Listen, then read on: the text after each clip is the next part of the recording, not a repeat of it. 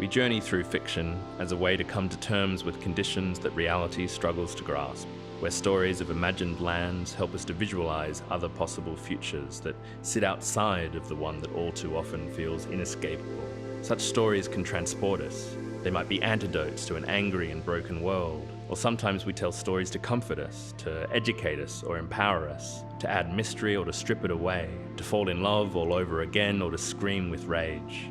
Each year for Fear and Wonder, we bring together an extraordinary cast of directors, concept artists, video game designers, choreographers and storytellers to discuss how we build imaginary worlds and why they might be important.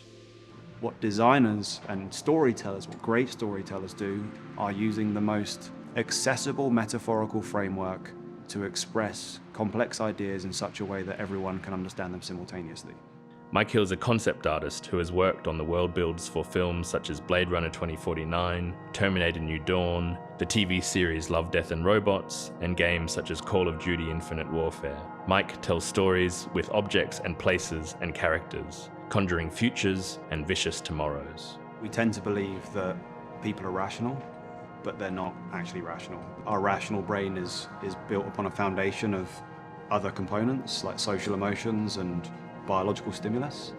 Before you have any rational understanding of something, you have an embodied understanding of it. And what metaphor does is it takes a rational concept and it allows you to experience it fully through your body, through your social emotions. And what stories have always done is they've turned rational concepts into emotional and stimulus concepts. I feel like myths come out of the collective consciousness of a society over time, and it's almost like the collective dream. Andrew Thomas Swang's world is filled with mythical beasts, glittering monsters, and dark fairy tales. He is an artist and director who has collaborated extensively with artists such as Bjork and others including FKA Twigs and Tom York. I find mythology and folklore more interesting in terms of it being a naive dream logic.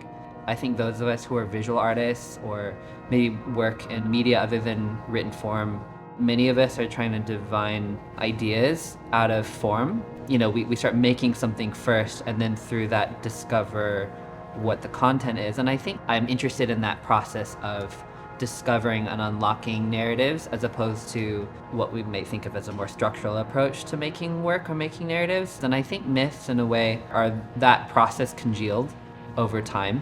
We have always made sense of the natural world through mythology and stories. We invented fictions for why the sun rose, and we danced for rain, and we spilt blood on arid land. So many things about nature is so far beyond our comprehension that we always try to measure it with the units we have. What is the world beyond the limits of our senses? What are the stories that are completely invisible but obvious? And how can we combine those two things together to create new narratives where one can embody a tree or a mosquito or become the water molecule in a tree?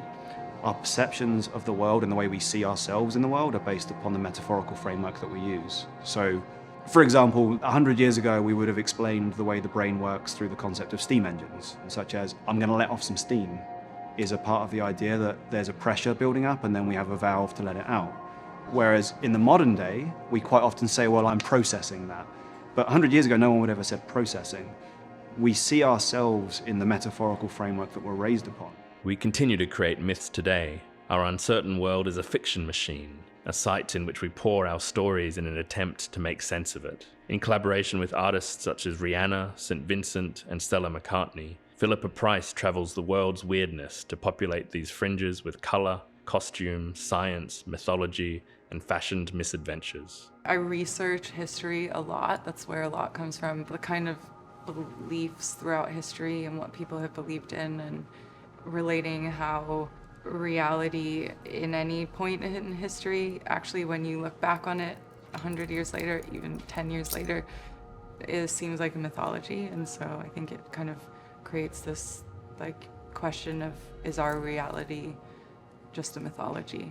I like to create these really surreal worlds, but I really like them to feel close to home. And I really hope to evoke this feeling that I thought this was otherworldly and actually it feels a little too close to home. We are hoping to give a message that is allowing you to find yourself in awe and wonder in an environment that you wouldn't think before, and from that point, hopefully, you would feel more connected to it. I think a lot of my worlds and my pieces and my stories are framed in this really strange and otherworldly seeming frame, but actually the basis is usually started from something that has really happened. I mean, especially American history, I'm really obsessed with. Our game is about, people living in Middle America in a sort of contemporary and alternate version of the world we're living in now. Kentucky Route Zero takes players on a magical realist odyssey along a secret highway long lost beneath modern America. A work of atmosphere and intrigue rather than weapons armories, headshots, and first-person carnage. The game is a portrait of a country that we know so well, but that doesn't really exist. It was a decision to set the game in Kentucky, and Kentucky, a lot of it is rural and a lot of it is, there's a rich natural history there with the cave systems that intersects the political history of the people that have lived there. And that is what we've kind of been digging into.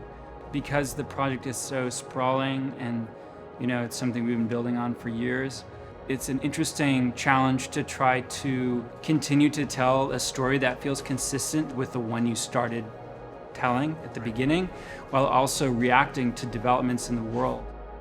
My costumes are not just articles of clothing, they're also garments of protest. They're garments that make a person in the film have a point of view.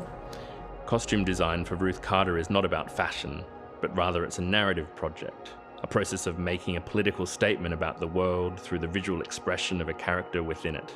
Ruth crafts cultures from the body out, through meticulous research and forensic dives through flea markets, local neighborhoods, and mountains of fabric. There's a vast world of Wakanda, and we divided it in different sections, the different tribes. And once we started to research the elements of those tribes, we used specific areas of Africa, the Surma, the Suri tribe, and then I took those elements and kind of reimagined them in a superhero model. So they were wearing modern clothes, but we had a very clear color palette.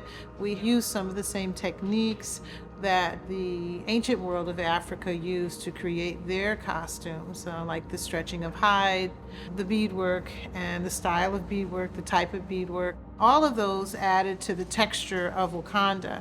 That's how we began to craft this world, this juxtapositioning between the old and the new. As a costume designer, you really do have to know the why in how people dress and how they actually wear their clothes. If they're tying their jacket around their waist or they're hot and they choose to take off their shirt. There's a why in that. And so I'm always examining those kinds of things. When we make work, I think it's important to really just embrace and relish the soup of pop culture around us. This is the stuff we can draw from to describe what we need. And I think we all still associate visual effects with big studio productions. Maybe that's changing, but I feel like, how do you create narratives that are as unconscious and mysterious and strange and personal, but with the production value of those tools to personalize that work, as opposed to feeding into the next Marvel.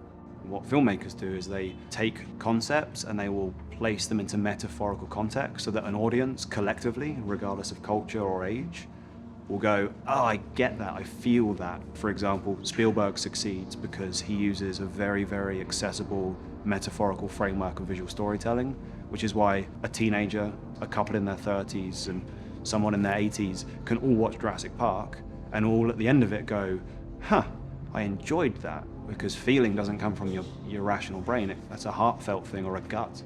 The Fear and Wonder series is a call to arms. It's a hope that we all might keep making stories and building worlds that become vessels for critical ideas. Trojan horses hidden within the mediums of popular culture. There be monsters off the map, but the more we imagine speculative new territories, the sites where they might dwell just get a little bit smaller. We shall not cease from exploration, and at the end of all our exploring, we will arrive where we started and know that place for the very first time. The real voyage of discovery consists not in seeking new landscapes, but in having new eyes.